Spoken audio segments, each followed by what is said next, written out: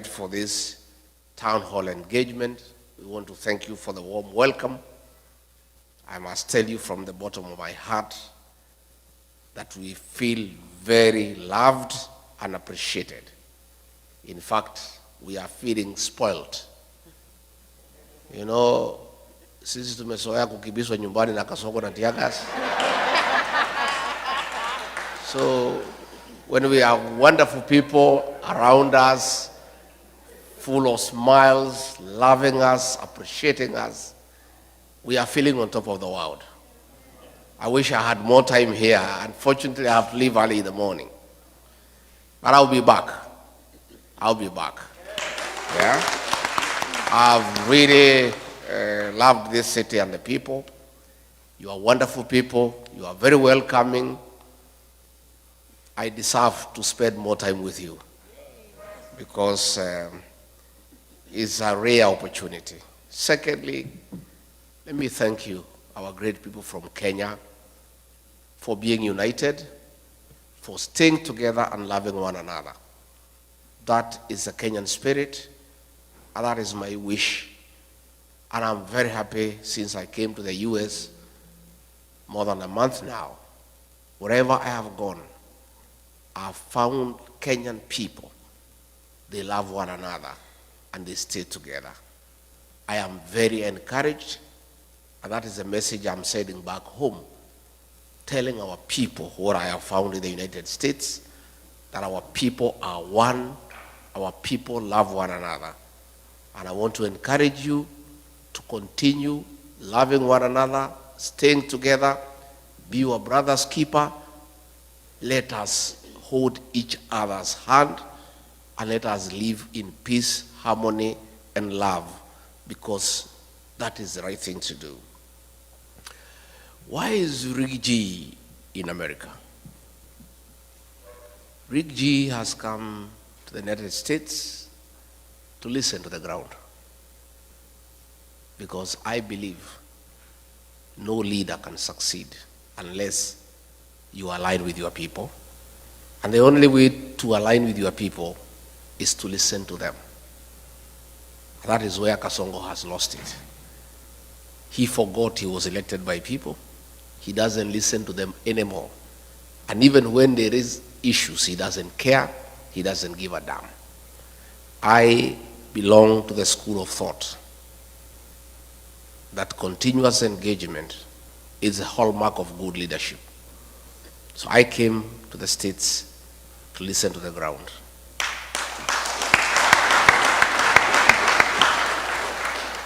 Hapa Midwest munasemaje?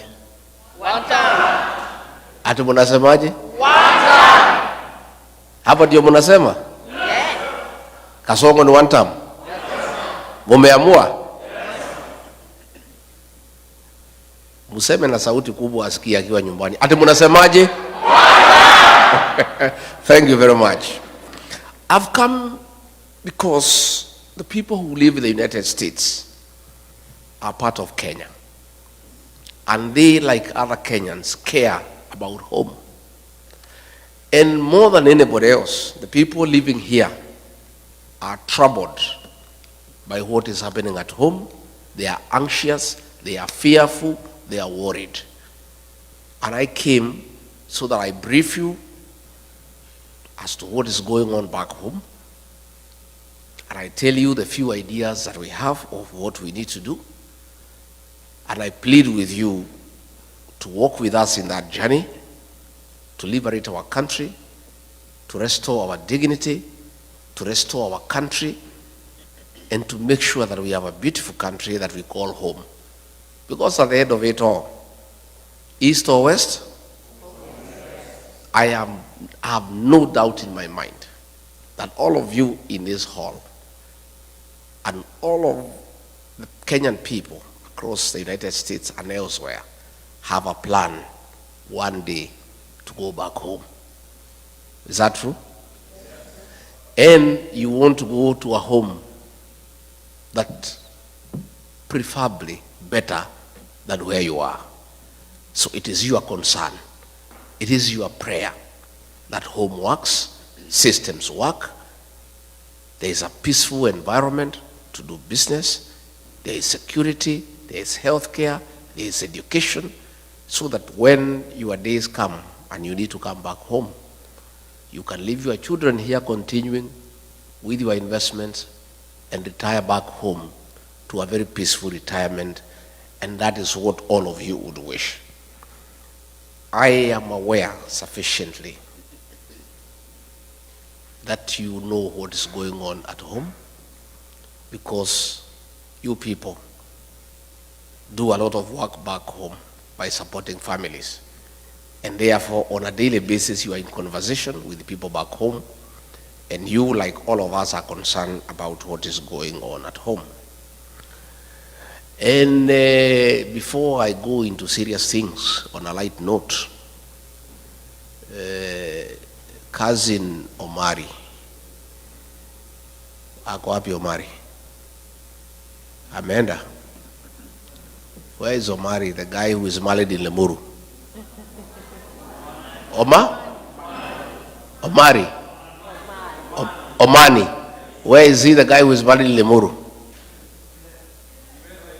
So when you see him, you tell him, traditionally, and I think that's why he has left. I think somebody from Mulima must have sold me. Because I wanted to tell him, traditionally, all the girls are my daughters. Yes. And payment of dowry is a life thing. So anytime you meet your father-in-law, you must. So I had hoped to kutana naye nyuma ya hema anipatie kitu in dollars because of having my daughter from Lemuru. Let me say this with a light touch. Let me say this. Back home, it's tough. There are tears. There is anguish. There is fear. There is uncertainty. Our children between the ages of 15 to 24 are being abducted and killed by the state. More than 200 kids since 2024 have been abducted, tortured, and killed, and others have disappeared. Parents worry. When you don't know where your child is, you cannot sleep. If you call your child and the phone is off, you are worried. And the situation has been worsened. That Kasongo and his boys have now gone berserk, and they no longer fear, and they no longer pretend. The CS in charge of Interior, Kipchumba Murkomen, in broad daylight, gave an order to police to shoot, to kill. A week later, Kasongo himself, shamelessly, in total impunity and total disregard of the Bible teaching that thou shalt not kill, in total violation of the Kenyan Constitution, publicly announced that our children should be shot in the leg. The chairman of the National Assembly Committee on Defense and Foreign Relations, Nelson Koech, corrected Kasongo very angrily that the kids should not be shot in the leg, they should be shot in the head. That is the situation we face as a country, where in total disregard of the Constitution, against biblical teachings, a president of a country, elected by the people, has the audacity to give orders for the extermination of our children. That is why Kenyans are saying, Bwana Kasongo, even if you pipe milk to our homes, even if you build roads made of gold, even if you paid us every day 100,000 shillings, your hands carry the blood of our children. And there is no way we can vote for you. And that is why the one-term movement is now like a religion in Kenya. Everywhere you go, where 2 or 3 are, that is the discussion. In the Uber, in the salon, in the matatu, in the bar, the discussion in the country is that this man must go because his hands bear the blood of our children. I want to say that this situation cannot be allowed. And since he is not pretending anymore about the killing of the children, he has announced it himself.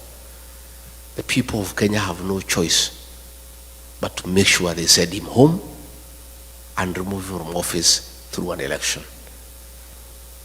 And that is what is going on. Besides that, the economy is on a nosedive. Pending bills, people who worked with the government for many years, he has refused to pay them. They are owed more than 900 billion Kenya shillings. If you look at the Nation newspaper every morning, there are about 10 to 12 pages of auctions of properties being sold belonging to businessmen who did work for government and they have not been paid for the last 3 years.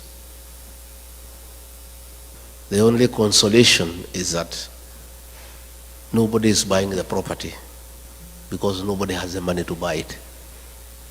So they keep on re-advertising every week because there is nobody who has money to buy the properties.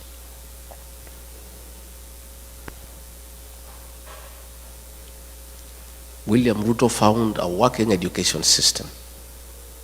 President Mwai Kibaki, the third president of the Republic of Kenya, the greatest leader of our time, brought free primary education, and President Uhuru Kenyatta improved it by extending to secondary schools and also bringing 100% transition from primary to secondary school.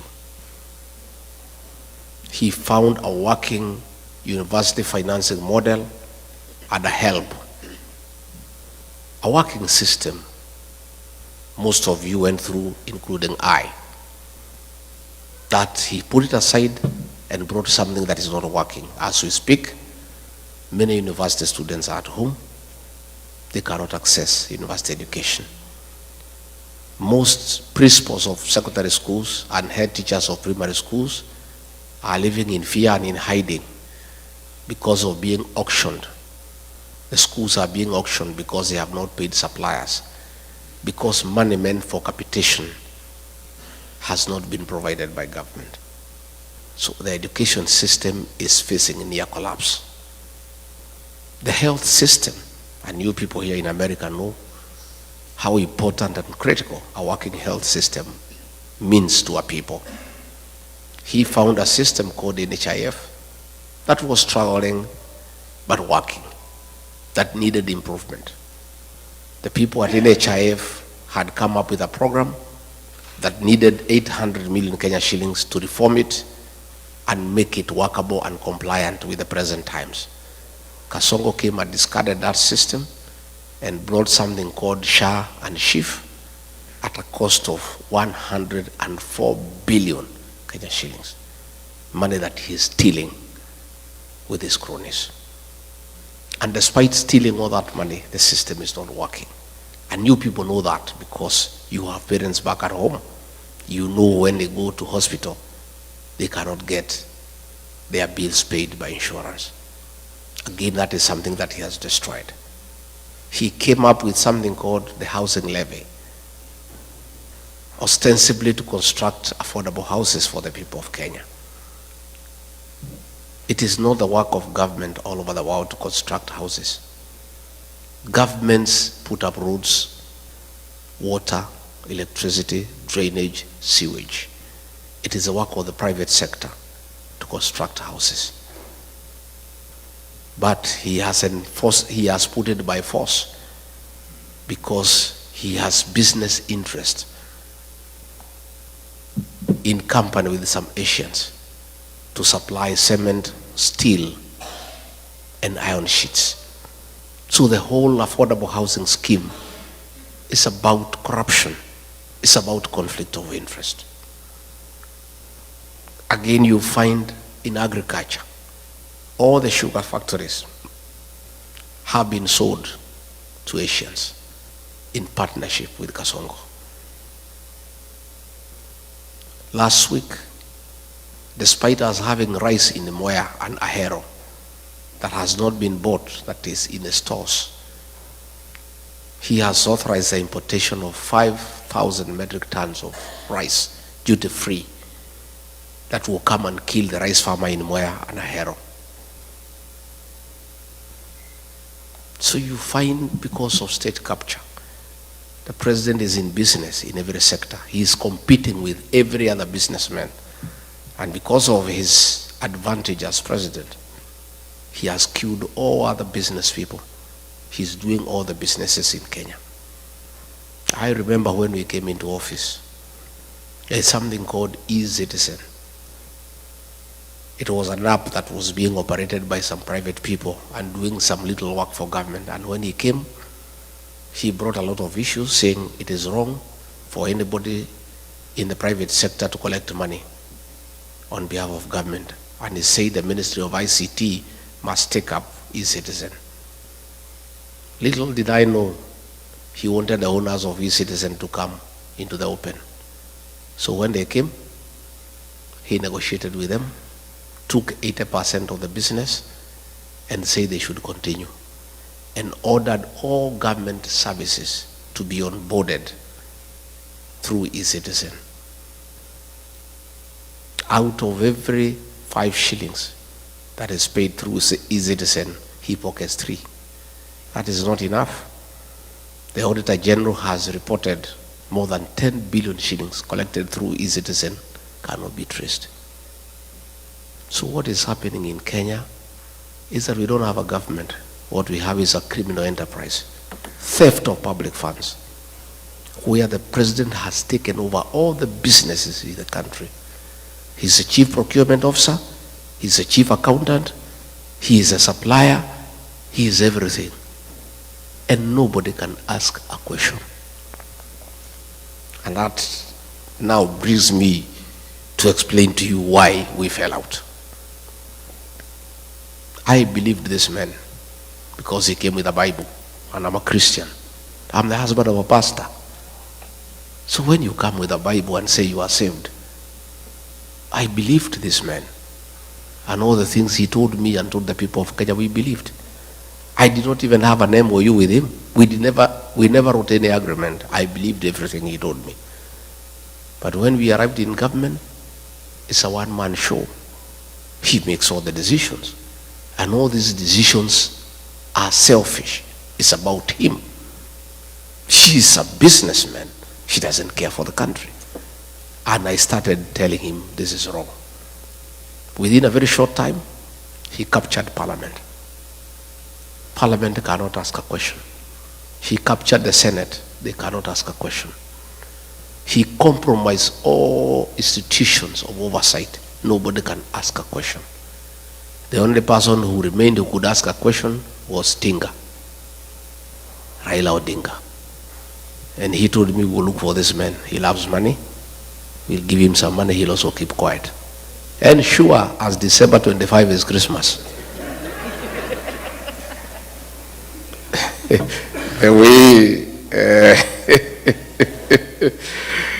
telling you, just as sure as December 25 is Christmas, the way Osinde has explained, the man is eating and hence observing table manners. He cannot speak, his mouth is full. So the two are one and the same. And you know, sometimes we were debating. Okay, William Ruto is a great mistake. It's a mistake we have to live with. We made a mistake. I made a mistake. And I have apologized to the people of Kenya. But what was the alternative? Had we elected Raila Odinga, the same thing would have happened. The two would have crossed ranks. They start eating together the way they are doing today. So we are just saying Kenya was presented with two unpleasant choices.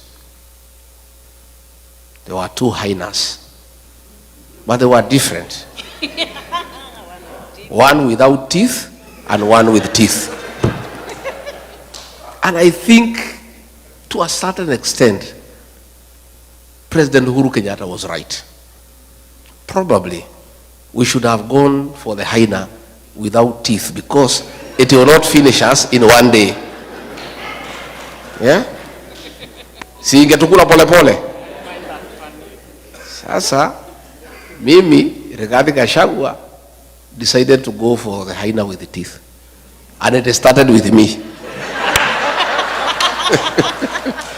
So somebody was telling me, much as I sympathize with you, nafikiri ni sawa, hii fisi iko na meno ilianza na wewe.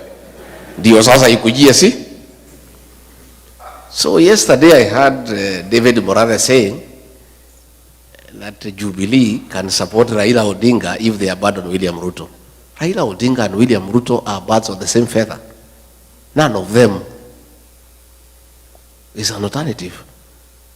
We must get rid of the two because they are Kenya's problem. So when he bought Raila Odinga and he kept quiet, then he started stealing everything in the country. Started killing people. And I disagreed with him. And I was left as the only option now to fight for the people of Kenya from within government. Everybody else had been compromised. I was left alone. And I started fighting from within. So when he decided to kill our children, the Gen Z, I said no. And when he insisted and killed them on June 25th, 2024, I went to Mombasa and called a press conference as deputy president and told him off. And that was our parting shot. We never talked again from that day. We would only communicate in messages because I called him out publicly for killing our children. If Rigathi Gachagua was a selfish man, I would have agreed with William Ruto, like Raila. We sit and eat, then we finish the country. Today I'll be a very wealthy man. I would have joined him in all the deals. E-Citizen, we do. Fuliza, we do. Medical equipment, we do. Because he was willing to let me eat so that I keep quiet. He was quite happy. In fact, he told me, we wacha mambo mingi bana. We kuja tukule bana. Hii Kenya ni yako. Hii Kenya ilikuliwa na Kenyatta bado isha, ikakuliwa na Moi bado isha, ikakuliwa na Uhuru. We shida yako ni gani? You know? Had I been just another Kenyan, like the Kenyans I see, if I was like Raila Odinga, a selfish person, I would have agreed with William Ruto. I stay as deputy president. I enjoy the privileges, there are many, and we eat. We finish the country. We let the children die, and I just sit there. But my conscience wouldn't allow. I am not a wealthy man, but I'm not a poor person. And I don't need money myself. My children are big, they are working. My wife is here, is a pastor. nywele yake hata haihitaji 3,000. So, what reason would I had to join William Ruto in a gravity train to finish our country, to steal everything? I said no, and I paid for it, and I'm happy that I became the sacrificial lamb for the people of Kenya.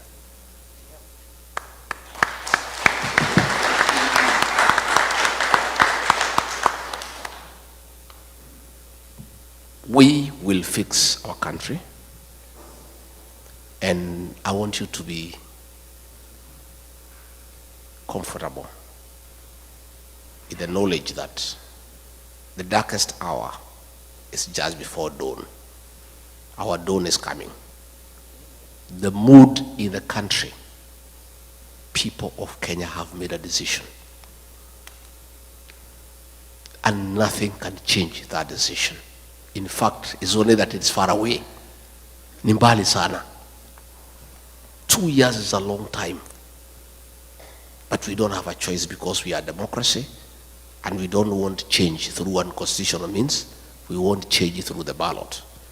So what we're asking is Kenyans to persevere, to be resilient, to be patient, and we'll make the change at the right time. I was worried before I came here that the level of impunity by the president is becoming dangerous because people are being killed every day. When we had Sabasaba, the government hired criminals to burn shops, to destroy property under police supervision. Policemen were shooting people without caring. Young children were killed, and the president did not care because there is nobody to ask him any question. And even when we complain, he doesn't care. I am very encouraged that through your efforts, the day before yesterday, the chairman of the Senate Foreign Relations Committee, Senator James Rich, tabled a bill in the House calling for a review of the status of Kenya as a non-NATO ally for several reasons. Among them, that William Ruto is working with the terrorist groups, most notably RSF of Sudan, where he is in gold business with Hemeti, and where Kenya supplies arms to go and kill children and women in Sudan. The Americans have complained that he has also been doing business with Al-Shabaab. The Americans have called for investigations on abductions, extrajudicial killings, use of police to attack civilians, and other violation of human rights. And within 90 days, an investigation will begin, and a report to be made within 180 days. And there is real panic in Nairobi. I saw William Ruto today fumbling with words, trying to explain himself, but trying to digress from the real issues. He was saying that the Americans have a problem with him because he is having a relationship with China. And he is having a relationship with China because it's good for the country. But he's running away from the real issues. And because he follows me wherever I am, it is good for me to tell him why the Americans have a problem. Not just the Americans, the people of Kenya. The Americans have just heard the cry of the Kenyan people, and they are raising issues. William Ruto, aka Kasongo, please, the Americans want to have an investigation to unearth your business dealings with Hemeti of RSF in Sudan, where you are doing gold business, and in reciprocity supplying arms to the terrorist group to kill women and children in Sudan. You cannot run away with it because we have the evidence. I was your deputy when those meetings took place. I have all the details. And we are giving those details to the Americans. And we are right here in America.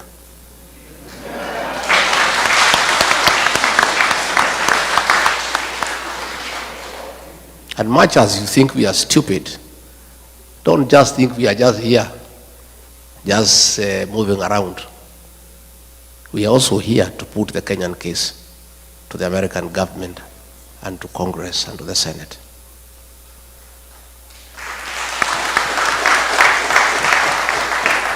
William Ruto, you need to know, the Americans want to know why you are working with Al-Shabaab. Why, when you are in Mandera, you met 3 leaders of the Al-Shabaab militia at night to discuss business with them. They want to know why. They also want to know why you have removed the requirement for vetting of non-Kenyans before they are given IDs. The Americans are concerned that suspected terrorists will be registered as Kenyans and they will find their way to America and the rest of the world and create terror in the world. Your decision to suspend vetting of foreigners before they are given registration in Kenya is a threat to world security. And not just the Americans are concerned, Kenyans are concerned too. And this you must answer. You cannot endanger the security of the world because of your business interest. It is true you are doing business with Al-Shabaab, but you cannot endanger world security. The Americans also want to know why, against the Kenya Constitution, you have become the worst violator of human rights in Kenya. Why are you abducting young children? Why are you killing young children? Why did you abduct American, Turkey nationals of American origin who were abducted and disappeared? These are things that are in the radar of the American security system. You can play around with people in Kenya, but you cannot play with the American government.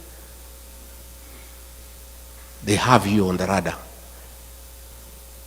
And the evidence is everywhere. And you cannot run away from it.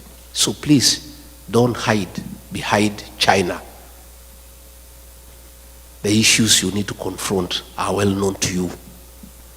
That you have compromised world security in pursuit of business interest. And this time around, you will not escape. You may push people around in Kenya. You may harass everybody in Kenya. But I don't think you have the capacity to harass the American government. And they have you under the radar. You can run, but you cannot hide. Your day is coming. I want to say that the evidence is there. The shoot to kill orders by Kipchumba Murkomen, he cannot deny. Your own order of shooting people in the leg, you cannot deny. So even if you get the PS for Foreign Affairs to issue statements, the evidence is everywhere. And you must be held to account. In fact, the other day when I was here, I was with some senior American leaders last Sunday.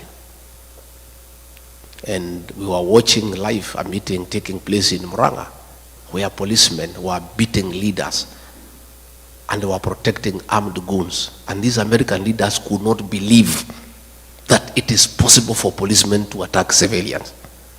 They could not believe it. They could not believe that policemen can escort gangs to beat civilian population. William Ruto, that evidence is here in America. And there's no way you can run away from it. And those things will come to light. On that matter, let me appeal to all of you. In your respective states, you have senators, you have elected, you have congressmen, you have elected. Please tell them about Kenya. Tell them to support this bill when it comes to the floor of the House. Give them details of what is happening in Kenya so that they are well informed, so that they can support the bill, so that a review is done. And our request to the American government and the American people, please don't punish Kenya because of the atrocities of William Ruto. Don't withhold military aid to Kenya. Don't withhold sharing of intelligence with Kenya. Don't withdraw all those facilities that come with that privilege of being recognized as an ally of the NATO states. All we are asking the American government to do, once you confirm all these concerns, help us. Don't have sanctions against the people of Kenya or our country. Please, just do the right thing. Impose sanctions on William Ruto as a person, never to come to America.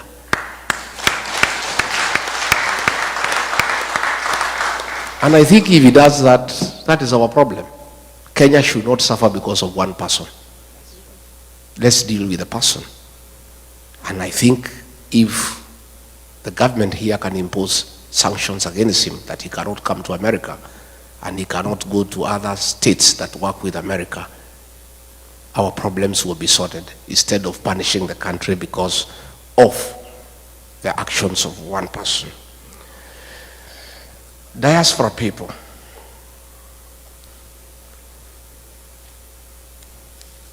you people are very important partner to any serious administration. In the 70s, coffee was #1 foreign exchange earner for our country. In the 80s, it was overtaken by tea. Tea became #1 foreign exchange earner for our country. In the 90s, both coffee and tea were overtaken by tourism, and it became #1 foreign exchange earner. But as we speak today, all those have been overtaken. The #1 foreign exchange earner for our country, Kenya, are remittances from the diaspora. It is you guys. You are the drivers of our economy. Our economy relies on you. It's the dollars you send home that we use to pay our public debt.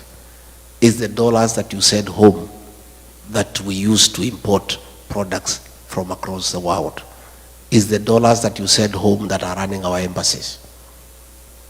Hence, you are a very important stakeholder in the economic development of our country. For those of us who rear dairy animals, the dairy cow, for it to give you milk, you must look after it. And if you don't, it will refuse to give you the milk. You must give it hay, you must give it dairy meal, you must give it lucerne. Nowadays, at home, we are supplying mattresses for cows to sleep on so that they don't feel cold at night. And some farmers are going to an extra mile to make sure the cows are happy and they produce milk, of playing country music of Ken Rogers and Don Williams to the cows so that they can produce milk. The diaspora brigade is our dairy cow for the Kenyan economy. We must look after you guys. And There is no way you guys are going to send your own money home for Kasongo to steal it. You will not agree. So we must correct the situation. You guys want nothing to do with corruption. I have talked to many of you since I came, and all of you have allergy to corruption. Isn't it? In fact, everybody I've had a chance to speak, they are telling me when they come to the airport how they are treated. When they go to Nyayo House, the way they are treated. And you guys cannot stomach it. We must deal with corruption in Kenya. Decisive. And they say the fish rots from the head. The problem we have in Kenya is the president is a leader of corruption in the country. State House is a crime scene. There are Asians there with briefcases every day, and he spends all the time with them. Sometimes he would keep me there as deputy president for 5 hours as he is talking to Asians, discussing deals. For us to deal with corruption in Kenya, we must start from the top, and then we come down. You guys must bring your money back home. Our country should stop borrowing money from other countries and borrow from you because you have the money. But you can only give us the money if you are sure we'll give it back to you, and if it will be spent prudently for the benefit of the country. And those are the things that we want to form the government together, so that we can have very practical programs that satisfy what you want. I have said, and I said in Texas, that you guys, going forward, working with us when we form government, we want you to form a very strong diaspora bank for your money, for your investment here, with branches in Kenya and all over the world. You guys have sufficient capital to start a big bank, and you have the right personnel to run that bank professionally. And you see what will happen. If you have a diaspora bank with branches in Kenya, all the properties you have bought in Kenya, you'll use them as collateral to borrow money from that bank and invest here in America. But as it is today, all the plots and the land you have bought in Kenya cannot help you, because you are borrowing here from the banks here, and they cannot accept Kenyan titles. Again, we need a discussion with you guys on how we vet developers and people who build houses for you and who sell you land, so that we eliminate the crooks who keep on conning you from time to time. We want to have a conversation that it is immoral and wrong to have double taxation. You cannot be taxed in America. After paying your taxes from your savings, you send money back home and then it is taxed again. That is a discussion we are going to have, so that the money you remit home must be exempted from double taxation, because you have already paid tax in your country of origin where you are working. We need to discuss, how do we encourage you to save at home? Can we have an incentive-driven package where we give you an interest rate that is higher than what you have here in America, so that you have the motivation to save your money back home, so that this money can be available for on-lending to other people and for government work, and your money is earning higher interest than your country where you are working. So I'm saying, I have come to start engaging with you. I don't want to engage you when we form government. I want to start this engagement mapema. So by the time we form government, because we are going to form government, already we have a plan in place for implementation. And that is why I want to create a mechanism for engagement with you people the way we are engaging today, so that we have a way we shall be engaging, so that you tell us what you want us to do. We also benefit from your experience in a country that is working. Devolution here is working. You know, I was here last night, it was raining. When we came out, you cannot even know it has rained because the drainage works. Huh?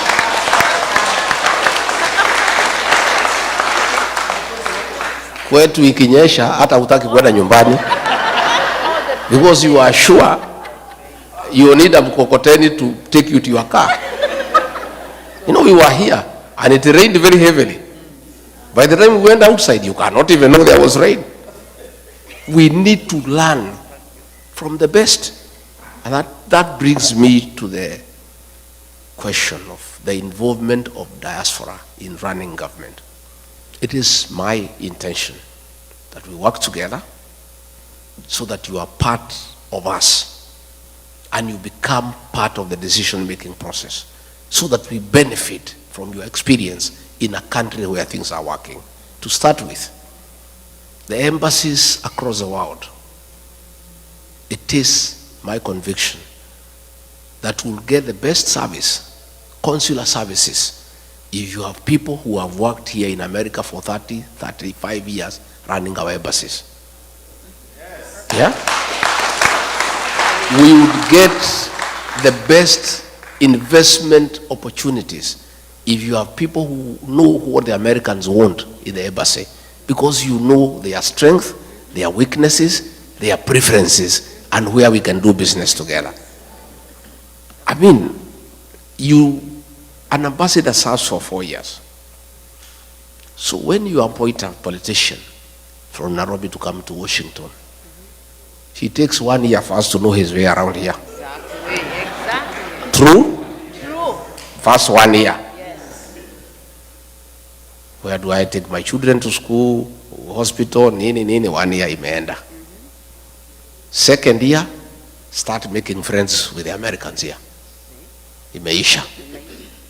Mwaka ya tatu, kujua Wakenya wanakaa wapi. Before he can even now start working, he is on his final year. Isn't it? But if you have somebody who has stayed here for 30 years, already who has a home, we simply walk to the office and start working without wasting any time. Ataletwa tu Nairobi, there is a course there, kufundishwa kukula na uma nini, already you know. Yeah? So even that course you'll be exempted. Sindio? You know, they come there, how to hold a wine glass, nini, what table manners, nini. So you guys, those things you already know. Yeah? So nafikiri, you only come for that course for 2 weeks to understand your reporting mechanism. How will you be working with the PS? How will you be working with the president? Those are the little things mtafundishwa wiki mbili tatu. But all the other things here, you know. Isn't it? So it's my intention. And that is a promise I'll keep. Because it costs me nothing other than good manners to keep that promise. You guys are already here. You have the papers. Mumesoma. You know the place, you know your way around, you know how to use a fork and a knife. Sasa iko shida gani? There's no problem. Number 2, I have said, I also want you guys to come to the National Assembly and help us make good laws. Yeah? I want you to come to the Senate and help us make good laws. I want you to come to the county assemblies and help us make good laws on devolution. So, I want to appeal to you, wale munaweza, muende nyumbani, mupiganie viti. Lakini on top of that, we shall nominate one person from diaspora to go to the Senate, another one to go to the National Assembly. Yeah? And in the counties we are strong. At least every county assembly, we have one person from diaspora to come and help us to make good laws for devolution, because devolution is working out here. and we want to borrow from people who know. Again, we'll also want you to come and serve in the national government. Let us have 1 or 2 PSs, wako pale. Let us have a cabinet secretary, ako pale. Let us have people in parastatus. You guys have the necessary expertise and experience. And I think for any leader who wants to make a difference, it is foolish not to utilize the available capacity for the country. And you guys have all the necessary capacity to assist the president to run a country successfully. So these are things that we want to do, and we'll be able to help each other. Again, I said when I was in Texas that we'll have to add 2, 3 consulates across this large country to help. I think asking everybody to go to Washington or Los Angeles is a bit too hectic. So we'll add 1 or 2 or 3.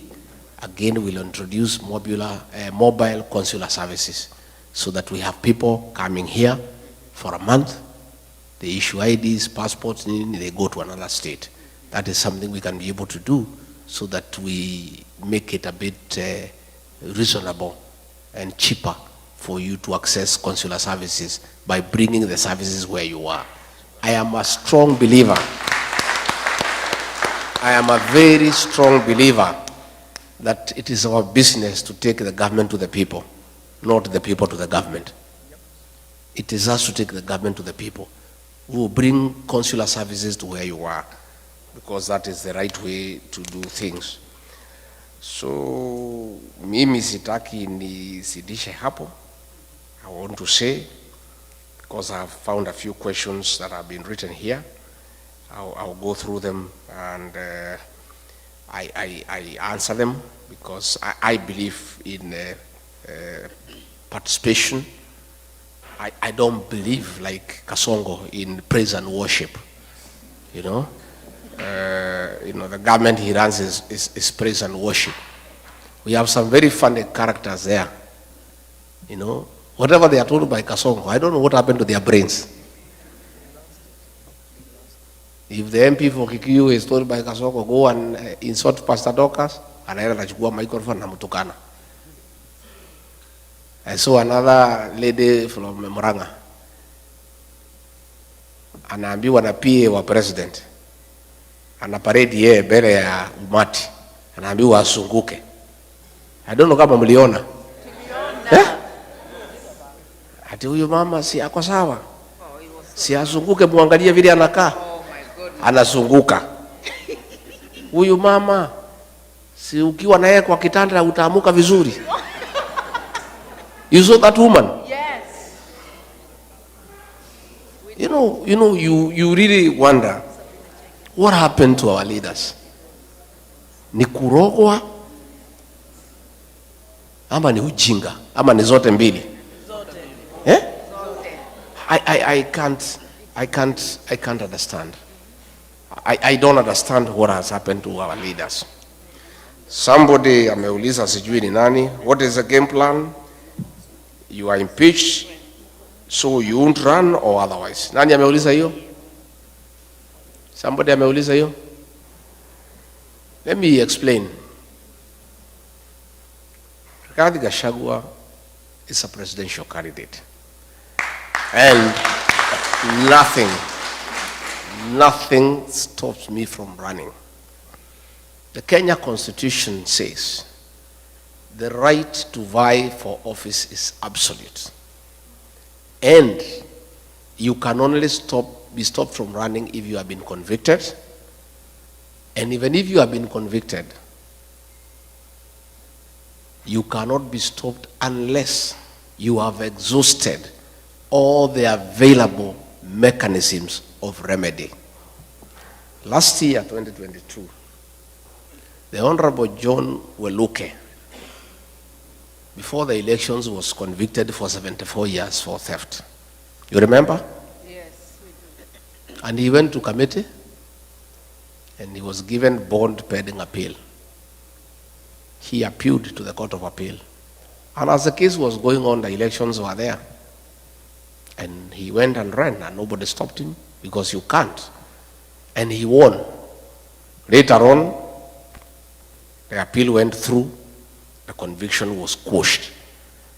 Had he been denied a chance to run because of the conviction by the High Court, and then later on, he is let to go, his rights would have been violated. I underwent a very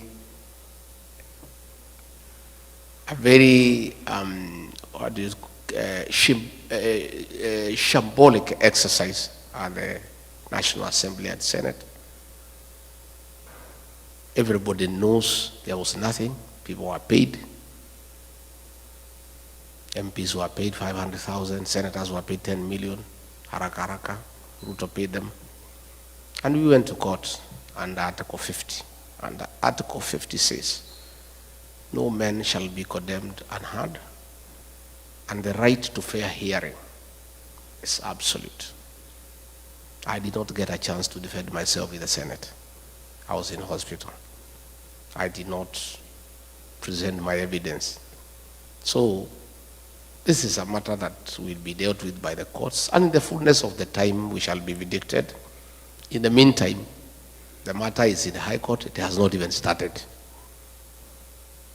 If it is go to the High Court, depending on the way it goes, if I win, the state can go to the Court of Appeal, the matter proceeds there.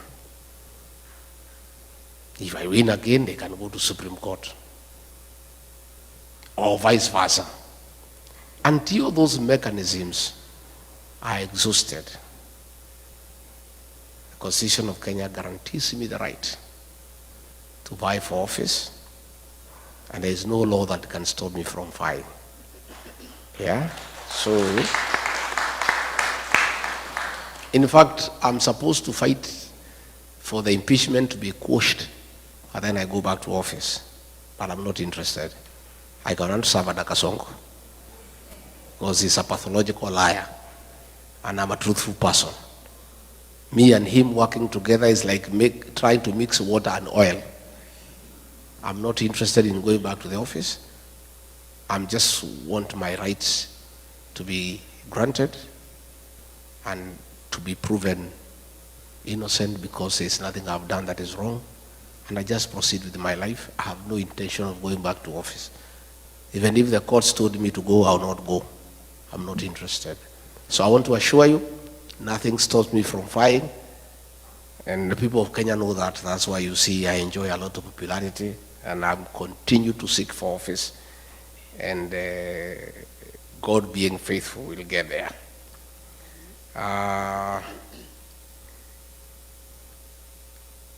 Now that you are teaming together, do you have a very strong candidate to face Ruto? Because we can't stand another 5 years of Ruto regime. Jackson. The second statement is true. We cannot stand another term of Ruto. Because if he is telling policemen to shoot people, and he still wants our vote, what if we elect him and he doesn't need the vote? He'll shoot us himself. True or false? Yeah? Do we have a strong candidate to face William Ruto? What a question. Si niko hapa Jackson? Niko. We are there. Don't worry.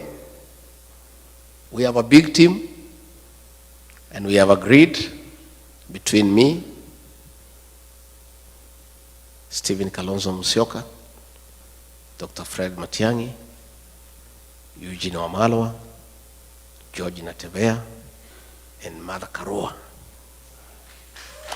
And anybody else who wants to join us, Ata or Mtata, whoever. Hatujafunga na tuweze funga.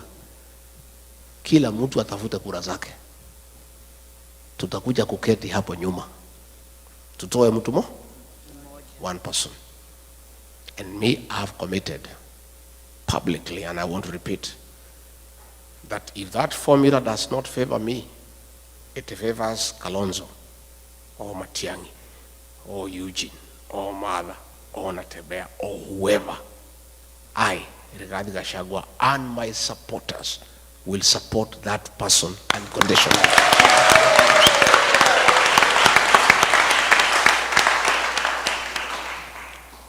Lakini Mungu akisaidia ikuwe ni mimi, hiyo mtu nitakimbiza yeye kama baisikeli ya kuibiwa.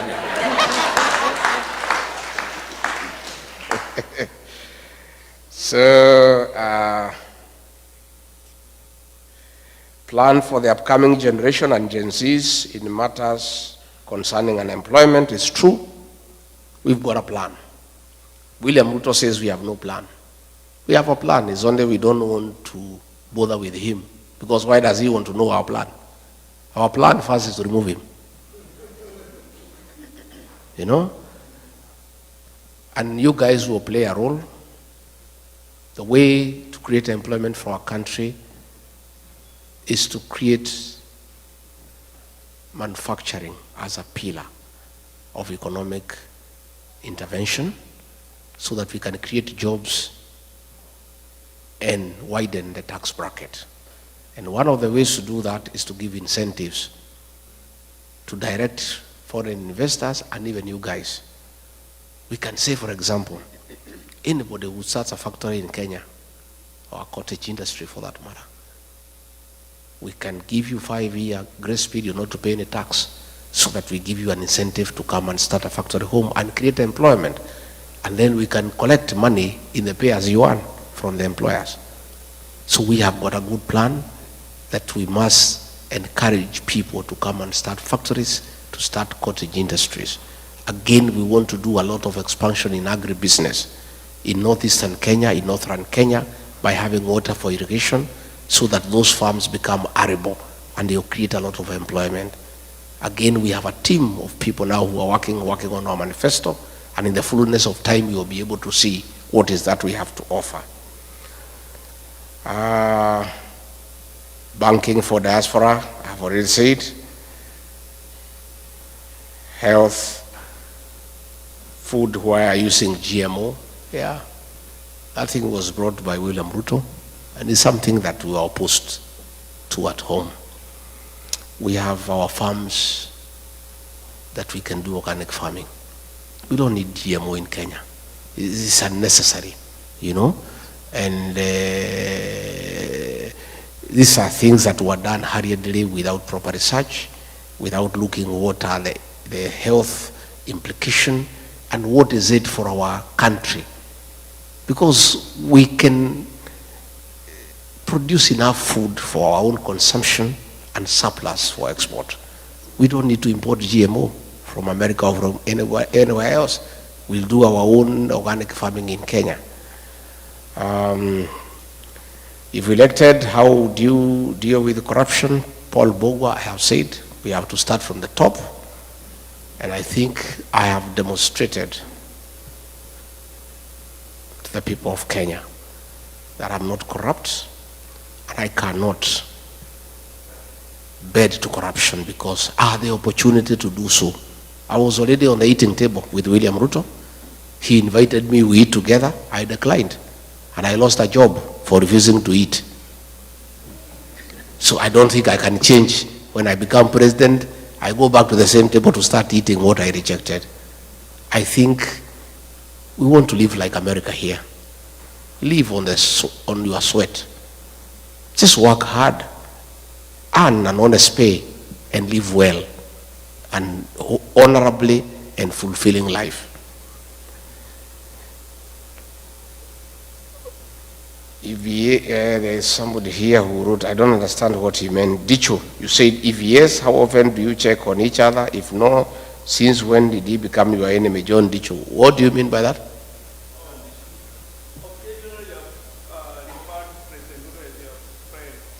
Refer to? As your friend. Is this still your friend? Who? You know what happens? Ruto, by the way, is not my enemy. He's the enemy of the Kenyan people. Yeah? What normally happens when you are talking at our level, you are just decent. You refer somebody as my friend, as my brother, but not necessarily because he's your friend. It's just etiquette, yeah? It's just etiquette. I have no enemy. I have no issue. I am not vengeful, but I'm responsible. William Ruto is not my enemy. He's the enemy of the Kenyan people. And the Kenyan people will have to deal with him in a decent manner through the ballot. Yeah? So there is nothing personal. There are no hard feelings. It's simply about our country that we cannot allow it to go to the dogs. And we need to get rid of him.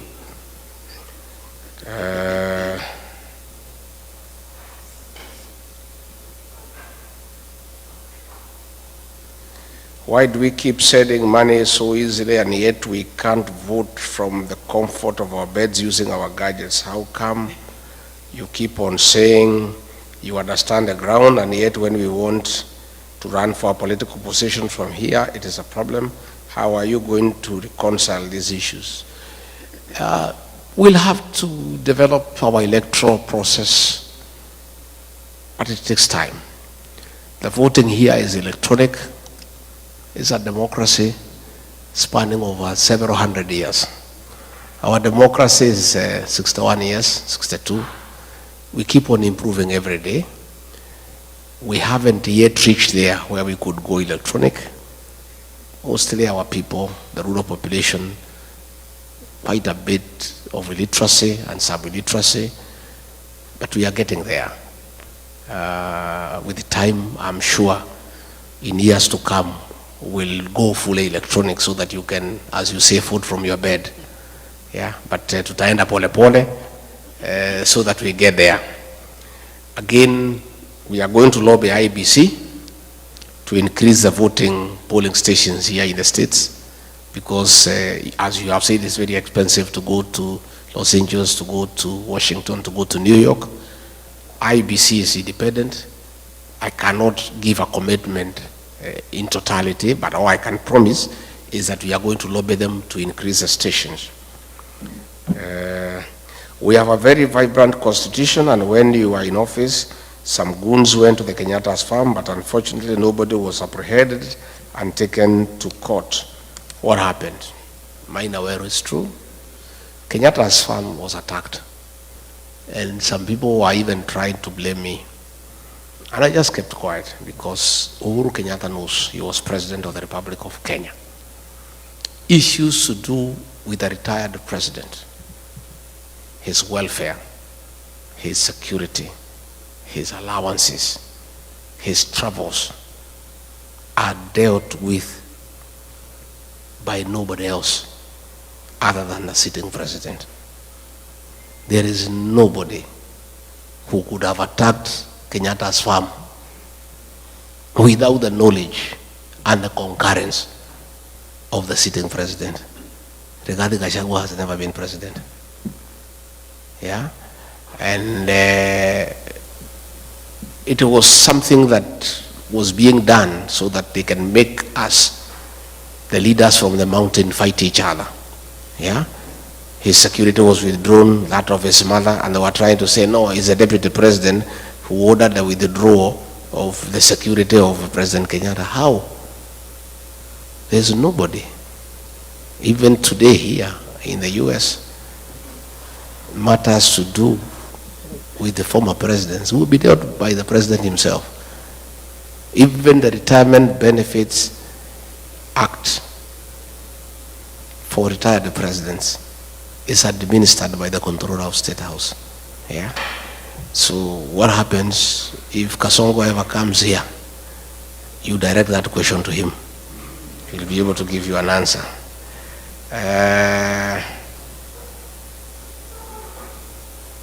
James Waite, how will the new Kenyan administration address historical injustices so that the country can move forward? It's true. I said yesterday in an interview that was done by Jerry that we already have a commission on restorative justice. And when we form government, we'll appoint a judicial commission of inquiry to inquire into the killings of the Gen Zs and other people who have been killed and harmed, so that those who did it can be brought to book and they can be given compensation.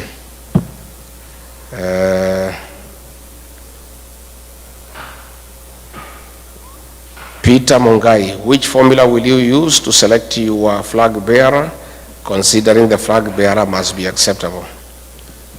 Hiyo sasa ndio kadi yetu. Tukitoa hiyo si tumeisha. So hiyo hatuwezi sema saa hii. But there will be a good formula, and I can tell you we'll come up with a good candidate. And we are not in a hurry. For now, our candidate is Ruto must go, and our plan is one term. Because if we announce our candidate now, Kasongo atatusumbua sana. Hata mwekea vikwazo na kumsumbua na kumtatiza. So wacha tukae namna hiyo.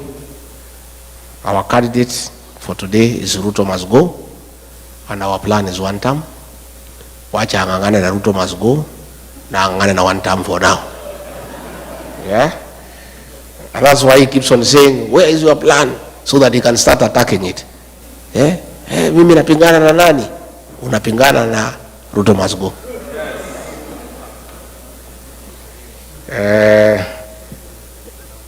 There is so much looting of e-citizens. That one I've already answered. I've told you, you are asking what will happen about recovering money that has been stolen. This money will be recovered, I can tell you.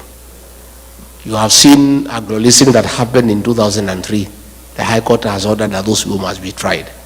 So I want to put on notice those who are still stealing public funds, including what is being used by Soprano to bribe people, will have to be paid.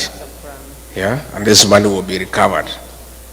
What are you doing to mobilize voters to register for elections, especially the youth and the people who are here to register to vote?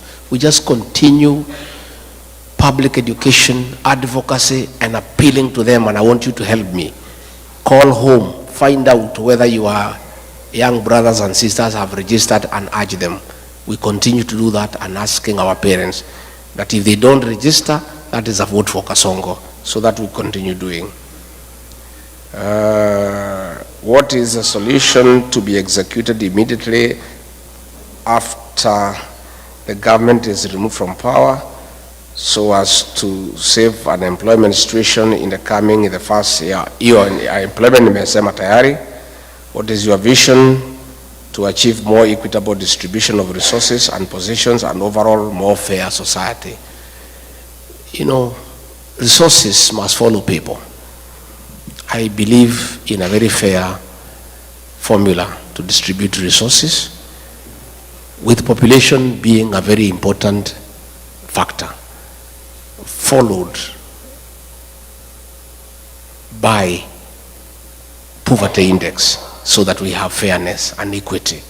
So once we follow the principle of population as a basis for resource distribution, you get a lot of fairness. But we also take into consideration areas that have been marginalized and with a very high poverty index, so that they get some rebate, so that they are also not left behind.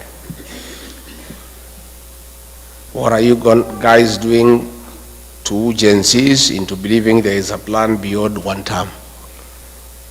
Francis Chege, we continue to engage the agencies. This morning I talked to about 100 agencies on phone, and the agencies are aligned that we don't just want them to vote for us and we do things for them. We want them to be part of the decision-making process by coming to the table, so that we get solutions together. And I can tell you, they are believing us, because like when I fought for them, when Ruto was killing them, they believed me. Anytime I talk to them, they listen to me, because I've already demonstrated my respect for them and concern for them. Now the IBC commissioners have been put in place. How do you ensure elections not a repeat of 2022? That is Lucy. It's true. We continue to engage, and we'll create enough mechanisms to make sure that we have quality agents. The veracity of an election is determined by the quality of agents in every polling station. It's very difficult to interfere with an election, because when votes are cast and counted in the polling station, The polling station results are final. That is where you must have good agents to make sure that all the activities around the polling station are above board. The rest in Nairobi is a purely mathematical exercise of adding numbers, but the polling station results are final. So what we are investing in is quality agents, and in my party, the DCP, I'll work with agencies so that they are very alert, and they can also assist us in documenting through their smartphone on Form 34A, so that the outcome of the results is well captured and stored. Thank you very much. I think those were the questions. Yeah. I think we have tried. Finally, we belong to the Citizens for Democracy, DCP, Democracy for the Citizens Party, DCP, and I invite you to become active members and support that party as your party by preaching its ideology and availing resources to support your party. You know, I saw some fellows back home saying, oh, huyu mtu ameenda huko kutafuta dollars. Sasa hii chama yenu, mimi sina pesa ya kuiba kama Kasongo to run our party. Even here in America, you know, all parties here, even the presidential election is supported by the members, isn't it? So we are also asking you to support that party, because we want a party that is homegrown with support from its members, so that when we get into government, there are no businessmen who are coming to demand tenders to pay themselves for what they contributed. So please support the party. It's a good party. It's a national party. And it's not a mountain party. The deputy party leader is Cleo Malala from Kakamega. The secretary general is Hezron Obanga from Kisii. The national chairperson is Paria from Kajiado. The deputy chairperson is Owino from Kisumu. The treasurer is Mwikali from Machakos. Deputy secretary general is Ole Kamwaro from Narok. And like that. Again, out of 34 members of the national executive, 9 agencies. So we are well represented. It's a national party, and I want to request you to be very active here in Midwest. This is your party. We'll form the government together, and we are serious partners. And I want to continue with this engagement. I'll come again when I have sufficient time so that we spend more time. But I want to say I feel loved, I feel well taken care of, and I believe I have answered the issues that were concerned to you. Have I? Yeah? Can I ask Pastor Dorcas to come and say hi? Yes. I believe in very strong family values as the basis for a strong nation. And that is why I walk around with my wife, because you must lead by example. There is no way as a leader you'll say you believe in very strong family values and you don't lead by example. And many people who are uncomfortable of the support I'm getting back home from families, because families are supporting me because they are saying Rigathi G has shown us he believes in strong family values. That is why they like pastor not to be seen with me, so that I lose that advantage that I'm having from families. They are wasting their time. Yeah? So I'll continue, and I also want to ask you to have strong families as a basis of having a strong nation. Pastor Dorcas.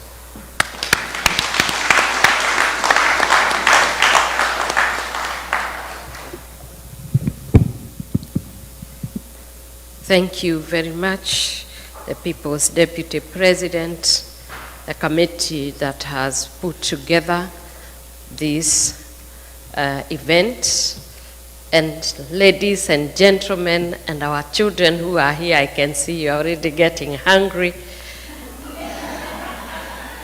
And you know, I'm a pastor, we could kesha.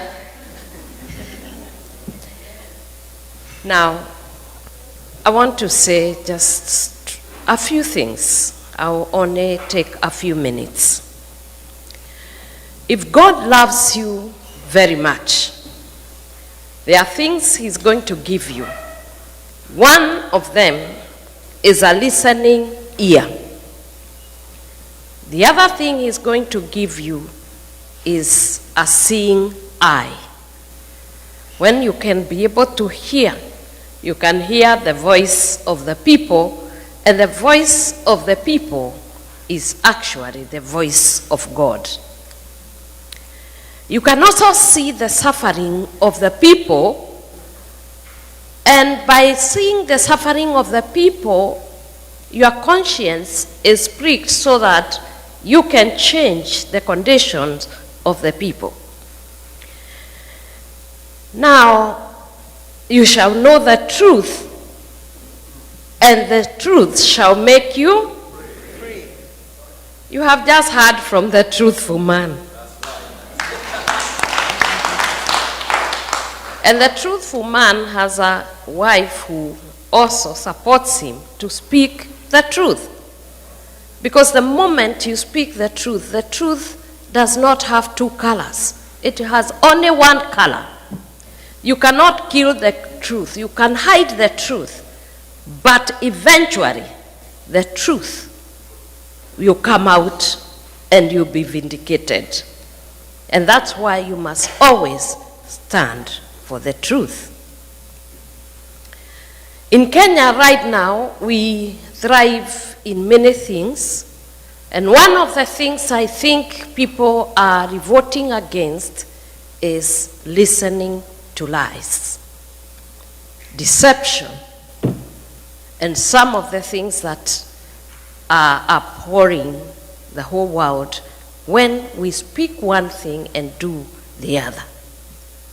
As a pastor, I know very well that the commandments form the substratum of every constitution of the world. And one of the things that we must abide by is respecting the sanctity of human life. Whether it is in the womb of a mother and when it is produced and we can see the reality of it. Now, shooting the leg amounts to killing our children. As a mother, I say no. We cannot stand and not speak about it and speak like it is not happening. When you say shoot the leg, what do you mean? Many of you are working with the health sector. If you are shot in the leg, can you die? Yes. If you are shot in the head, can you die? Yes. Then what we are saying is simple. We need to be decent human beings with a conscience that tells us that our children are asking for what is true and what is just. All they are asking is stop corruption. They are asking for us to make it an environment that they can be able to thrive in. They have gone to school, they want jobs. And all as parents we need to do is to have a listening ear and see the suffering and the groaning of the people and do something about it. In the Proverbs 23, verse 23, it says, buy the truth and do not sell it. The other thing that you must buy and keep is wisdom and instructions and insights. And I'm sure tonight, everything that you have engaged in centers on this. Buy the truth. Do not sell it. Do not tell lies. Do not steal. Do not commit adultery. Do not murder. Do not give false witness. And once we abide by the rules, then you'll be a happy people. The other thing that God loves is a family. A nation is constituted by families coming together, and a family cannot be there without a man and a woman.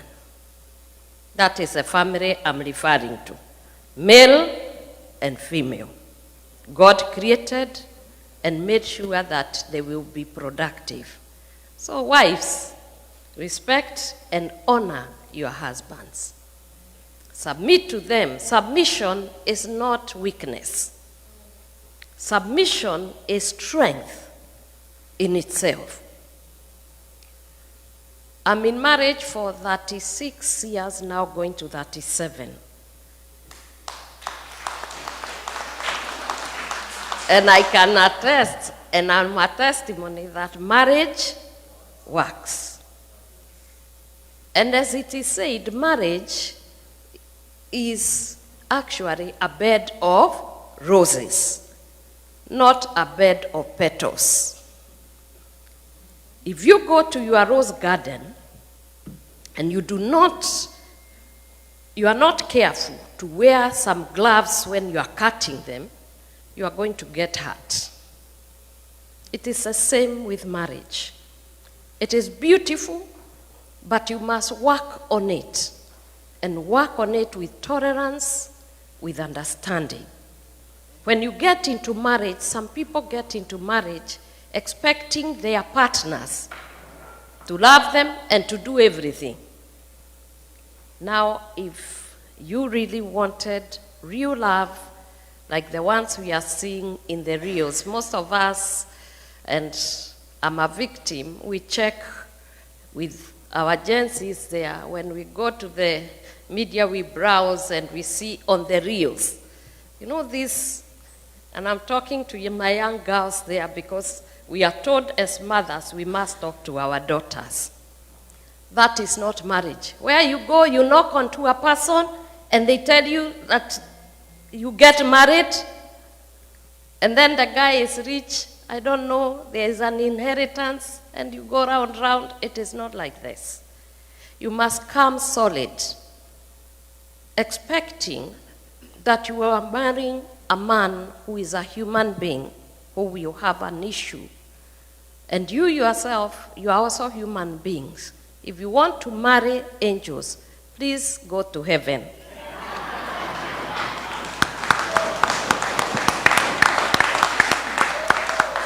And while you are at it, we will be preparing to bury you, because you must die to go to heaven.